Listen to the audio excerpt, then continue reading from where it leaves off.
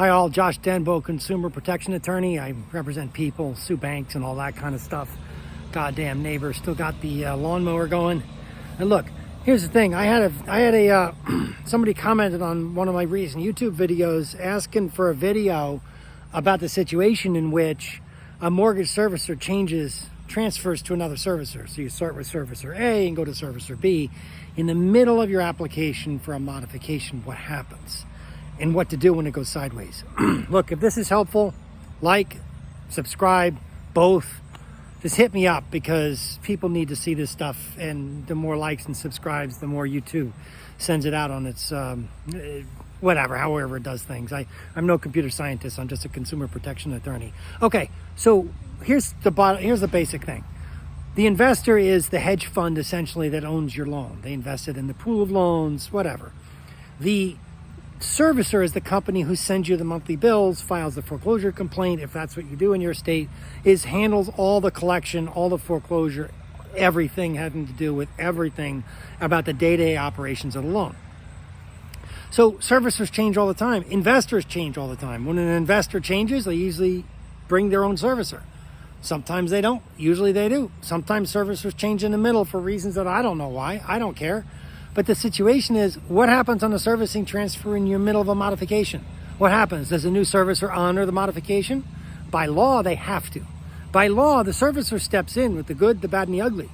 They take over whatever the contract part of the loan is. I mean, a servicer can't, although they try, just think about it. They can't come into a loan that's in the middle of a modification process and say, we're going to ignore the part of the contract that says we might have to deem this loan current. We're just going to deal with the part of the contract that says you missed payments. What? Look, the contract is what the contract is. If you took a mortgage loan out and you fell behind, and I'm not going to talk about why right now, I'm not going to talk about other defenses or servicers screwing things up or anything like that. I'm just saying the servicer stands in the shoes of the contract that takes over. Servicer B comes in, you've applied for the modification, you've got the trial period plan payments, you've made 2 payments, they reject the third. You're going to win that lawsuit. Just about 100% guaranteed if it's your primary residence. Okay, what happens if you've got an application in but no response, and the second servicer comes in and says, I don't even know what you're talking about. I don't know anything about a modification. Same thing.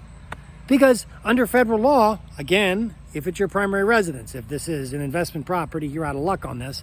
But if it's your primary residence and the servicing changes and the new servicer says, well, you know what? There wasn't a trial modification plan offered. They didn't do the thorough review, so you have to start over again. No, you don't. No, you don't. No, you don't. Because under RESPA, under federal law, if you've put an application in for a modification, it must be reviewed within 30 days. So what do I do when I get that case? I send a notice of error. I'm like, yo, Mr. Servicer, guess what? You're on the hook, baby. You are stuck. You have to review the mod. And you have to review the mod under the terms and the guidelines of the original modification company. That's an argument I make, which is a valid argument. That's an argument I make if the original servicer has better modification guidelines. It happens to be an argument I skip making if the new servicer has better modification guidelines. But that now we're talking about like 10th degree black belt stuff. You don't need to know all that. I can't teach all that. I can just give you the basic fundamentals of contract law having to do with mortgage servicing and RESPA, which is this.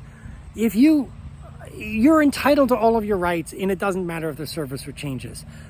It matters because the new servicer often screws things up, and we can sue, or you can sue wherever you are in the country with the right attorney. I only cover New Jersey. I know people elsewhere. This is not a plea for business for me. This is just me telling you, you have rights that are worth it because you're going to get paid and you're going to get a better deal than you ever could have on a modification that you're in originally. All right? Hope this helped. Like, subscribe, watch for more crazy lawyer videos. That's all you get from me. Talk again.